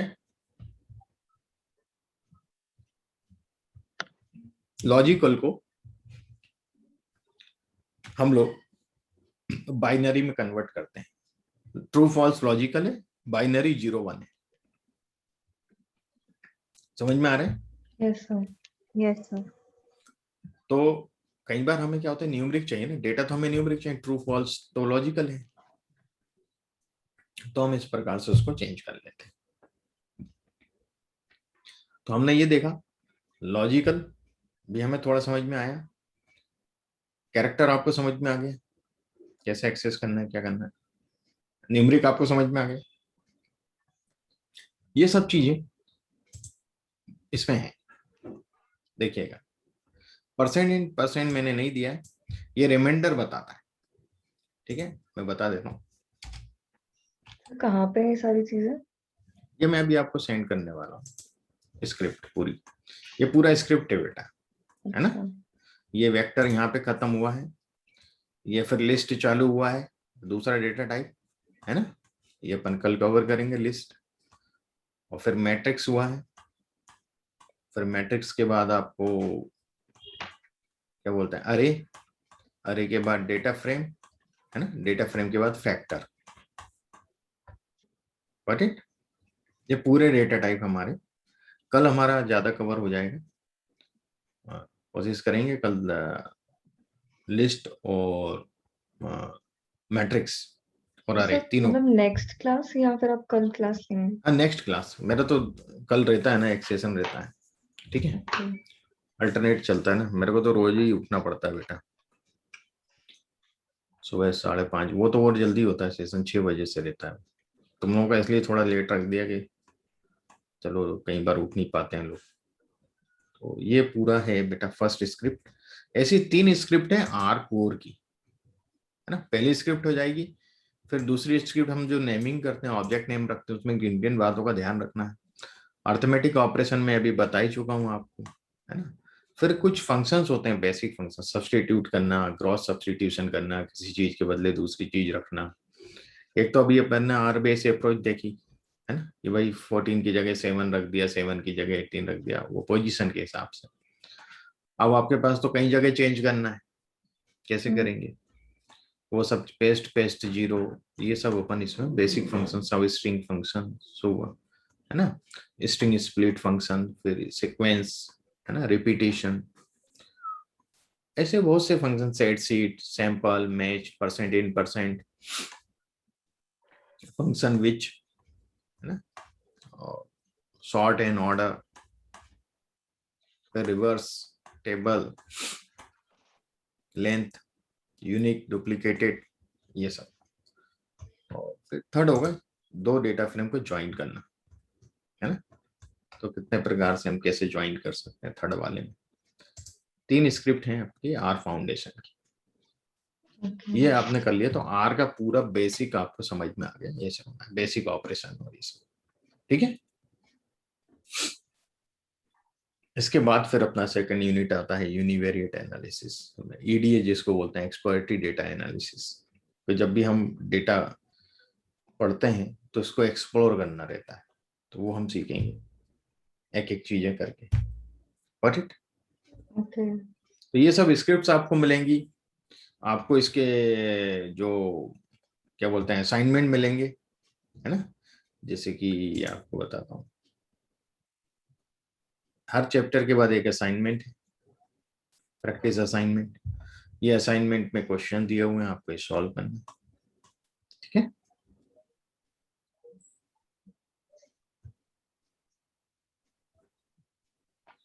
तो इसमें क्या है, रिजल्ट दिया हुआ, आपको कमांड लिखना है, ठीक है। ये रिजल्ट चाहिए, क्या कमांड दोगे। तो ऐसे अलग अलग असाइनमेंट आपको मिलेंगे जिससे आपकी प्रैक्टिस पॉसिबल हो पाएगी रियल टाइम, ठीक। Yes sir. और पीडीएफ मिलेगा हर चैप्टर का, जैसे इसमें आपको मैं पीडीएफ दिखाता हूँ, पीपीटी जो है इंट्रोडक्शन टू आर, ये भी आपको आज मिल जाएगा, ठीक है। ये पूरा आर के बारे में, आर का इवैल्यूएशन कैसे हुआ, आर लैंग्वेज कैसे बनी, किस किस लैंग्वेज के साथ इंटीग्रेट होती है, आर को कैसे डाउनलोड किया जाएगा, है ना, आर स्टूडियो कैसे डाउनलोड करेंगे, आर बेसिक्स क्या है। तो ये सब पूरा विंडो के बारे में डिटेल मैंने तो एक्सप्लेन कर ही दिया है बेटा। Script window, console window, saved work space, plot help, जो भी हम मीनू आ रहे हैं वो सब हम बताएंगे, है ना। उसके सब ऑब्जेक्ट क्रिएशन आज हम देख ही रहे थे, ऑब्जेक्ट नेमिंग अभी अपन और डिटेल में पढ़ेंगे, अभी तो एक्स वाई जेड अपन ने सिंपल देखा है। गुड कोडिंग प्रैक्टिसेस, ये वो डेटा टाइप है, क्लासेस है ना। न्यूमरिक, कैरेक्टर, लॉजिकल, जो अपन ने समझी है। कुछ फ्यू फंक्शंस हैं, क्लास एस डॉट और इस डॉट वेक्टर, अभी अपन ने किया था, एस डॉट भी किया था। न्यूमरिक एस्ट्रिक का मतलब है यहाँ कुछ भी ले सकते हैं, तो vector class type, S dot numeric, s dot character. Help, documentation, searching with approximate names, ये पूरा आपको ये आज मैं सेंड करूंगा आपको बहुत सी चीजें इसमें से। तो collection of basic data types, ये मैंने जो आपको बताए,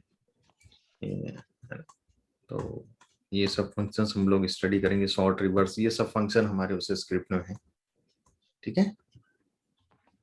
फिर अरे, डेटा फ्रेम, फिर ये ज्वाइनिंग, क्लियर।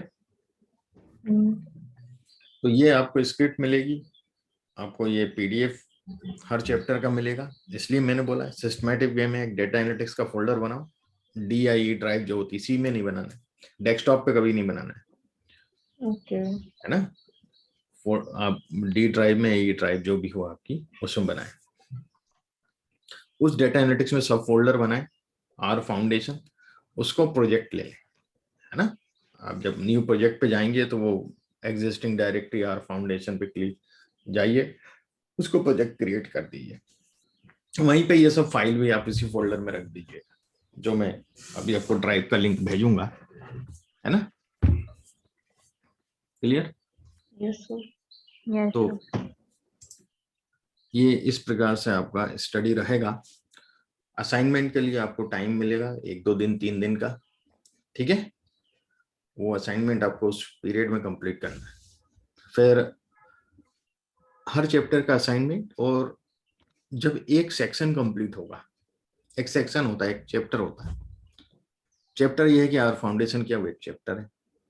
आपने एक्चुअलिटी डेटा एनालिसिस का किया, यूनिवेरिएट एनालिसिस वो एक चैप्टर है, डेटा विजुअलाइजेशन एक चैप्टर है। तो इनके तो असाइनमेंट मिले, पर डेटा विजुअलाइजेशन के बाद एक डेटा प्रिपरेशन, वो भी एक चैप्टर है।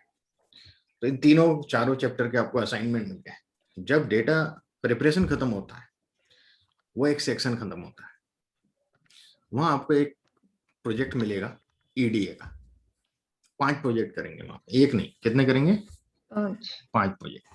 क्योंकि ईडीए 60 to 80% टाइम हमारा ईडीए में लगता है, है ना, पूरी इस डेटा को क्लीन करना, डेटा को एक्सप्लोर करना, इनमें वो बहुत अच्छे से आना चाहिए। तो सबसे सिंपल प्रोजेक्ट से चालू करेंगे, धीरे धीरे प्रोजेक्ट जो होंगे वो टफ होते चले जाएंगे। What it. Yes sir.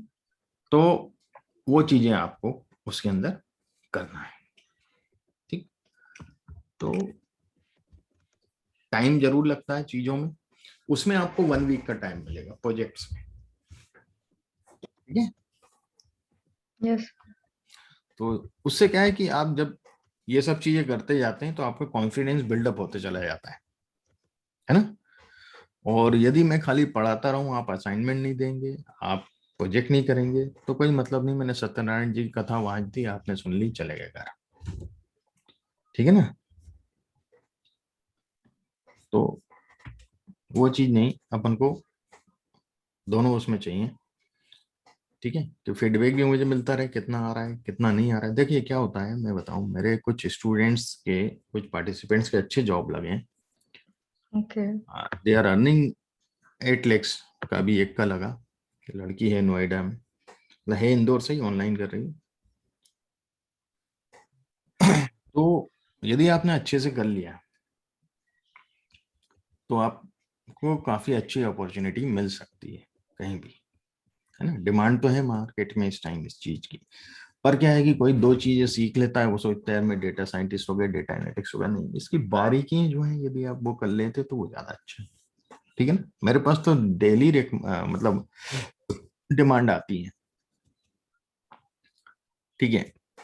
तो जो मुझे लगता है कि नहीं यार, मेरा नाम भी खराब नहीं, मैं कहीं आज कंसल्टेंट है, कोई कोई किसी कंपनी में डेटा इंजीनियर है, बड़ी पोस्ट पे है, क्या रिक्वायरमेंट आती है, उन्होंने मुझे बोला यार परमार जी कोई अच्छे बंदे हो तो दो। तो मैं भी ऐसे लोग दूंगा ना जिन्होंने, जिनको कुछ आता हो। यस बताएं आप, सर। क्यों यस बेटा सर। सिरिया, मैं जिसने आता कुछ नहीं किया, असाइनमेंट ढंग से नहीं किया, मैं कैसे रेफर कर दूंगा इसको, है ना। तो मेरा नाम खराब होता है ना, कल को फिर वो मुझसे डिमांड ही नहीं करेंगे, अरे यार परमार जी बेकार लोग दे देते हैं क्या, मेरा रेपुटेशन खराब होता है। तो इसलिए मैं चाहता हूँ कि जो भी स्टूडेंट्स, बड़े ही 5-7 अच्छे स्टूडेंट्स निकले जिनको अपन सही जगह रेफर कर सके। मैं job yes sir. Job assurance नहीं दे रहा हूँ, जॉब असिस्टेंट की बात कर रहा हूँ बेटा, यस है सर। ना।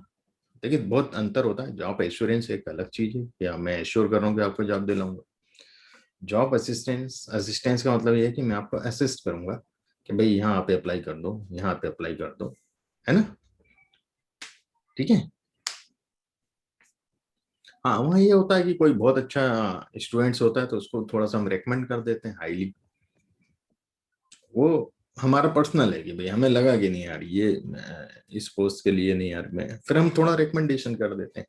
जनरली रेकमेंड नहीं करते हैं, है ना।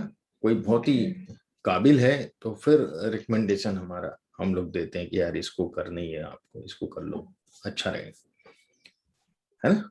Yes sir. तो इसलिए आप लोग थोड़ा सा मेहनत अच्छा करिएगा, कंटिन्यूटी बनाए रखिएगा, यस सर। है ना। ऐसा नहीं है कि मेरे हर स्टूडेंट के, जो कई स्टूडेंट हैं लापरवाही करें, आज भी भटक रहे हैं, आज भी स्टेबल नहीं हो पाए वो। तो वही चीज है कि जिन्होंने मेहनत करी वो हो गए। एक उर्वी करके है, Urvi Markand, she is in USA, और यूएसए में कौन सी जगह है, न्यूयॉर्क और न्यू जर्सी में, New Jersey. She did this course with me, है ना। That was my first ways online, मतलब जो अभी लॉकडाउन में चालू हुआ था, पिछले लॉकडाउन, उसने, वो मेरा फर्स्ट बैच की स्टूडेंट थी, उर्वी मार्कंड। तो उसने यूएसए से पढ़ा मुझसे, और जैसे ही उसका कोर्स कंप्लीशन हुआ, टीसीएस की 1400 वैकेंसीज निकली। कितनी? 1400 यूएस हम्म। में, और उसका सिलेक्शन हो गया डेटा एनालिटिक्स। नाइस। वो कई बार ऐसा हो जाता है। और अपने इधर तो फिर मॉक इंटरव्यू भी हम लोग रखते हैं, है ना, जिसमें दूसरे एक्सपर्ट्स को भी मैं बुलाता हूँ इंटरव्यू लेने के लिए ऑनलाइन। तो आप लोगों के जो मॉक इंटरव्यूज रहेंगे वो 3-4 राउंड होंगे, है ना। ओके। तो जब पहला मॉक इंटरव्यू होगा, आपकी जो कमियां होंगी फिर बाद में हम बताएंगे, देखो यार ये आंसर आपको ये देना था, आपने ये दिया, फिर आप स्टडी करोगे, है ना। भाई कई बार आपको 25-25 इंटरव्यू देना पड़ते हैं, तब आपका सिलेक्शन होता है। रिजेक्शन होगा तभी तो सिलेक्शन होगा। रिजेक्शन होगा तो आप अपने आप को और मजबूत करोगे, यार इसमें ये पूछ लिया इंटरव्यू, मेरे को ये चीज नहीं पता थी, मैं इसकी स्टडी करती हूँ, है ना। Yes sir. और वो जिस बंदी का नोएडा में 8 लाख का पैकेज मिला, उसने 25 इंटरव्यू दिए थे टोटल, पर उसने हार नहीं मानी। एक जगह रिजेक्शन हुआ, दूसरा रिजेक्शन, उसको कई मैंने असिस्ट किए कि भाई यहाँ दे दो, यहाँ दे दो, यहाँ दे दो, यहाँ दे दो। तो अब ऐसा है कि भाई आपने अभी पढ़ा है, अब इंटरव्यू में क्या पूछेंगे आपको क्या मालूम, वो तो एक्सपर्ट हैं जो पूछ रहे हैं, यस सर। है ना। तो आप धीरे धीरे इंटरव्यू के हिसाब से, रिजेक्शन को अपन को वो नहीं लेना चाहिए। Rejection is a learning process also, समझ रहे हैं आप, वो भी एक लर्निंग प्रोसेस है, आप उस तरीके से लेके चलो उसको। भाई एक बार रिजेक्शन होगा, 2 बार, उसके तो 25 बार हुआ पर उसको मिला जॉब, उसने अपने आप को उस हिसाब से स्ट्रॉन्ग किया, है ना। तो वो कुछ चीजें रीड भी करना पड़ती हैं अपन को, कि भाई ये पूछ लिया तब मैं इसके बारे में समझू। जब आप इंटरनेट पर चीज को पढ़ते हो 2 जानकारी और भी ले लेते हो आप, है ना। ये सब चीजें रहती हैं, तो थोड़ा मेहनत आपको करना पड़ेगा, स्ट्रॉन्ग। यस। मतलब देखिए कॉलेज की डिग्री तो खाली डिग्री होती है ना। Yes sir. नॉलेज वहाँ 20-30% मिलता है, डिग्री का वेटेज 70% रहता है। यहाँ नॉलेज है, सर्टिफिकेट का उतना वेटेज नहीं, है ना। आजकल लोग स्किल देखते हैं, जितने भी कंपनीज हैं वो नहीं देखते आपकी डिग्री क्या है। ओके। प्राइवेट में तो यही हो गया, स्किल है, आपको आता है ठीक है, आप 12th पास हो कोई मतलब नहीं है ना। Yes sir. तो आजकल ये वाइंड अप करते हैं बेटा, यस सर। और ये मैं शेयर कर दूंगा सब, ठीक है। आज भी थोड़ी देर से आप लोगों के दोनों के मेल आईडी है ही मेरे पास, और पुलकेस वगैरह सबके उस पर मैं एक वो ड्राइव पे फोल्डर बना के डाल देता हूँ, ठीक है। ठीक है, thank you sir. Okay, thank you.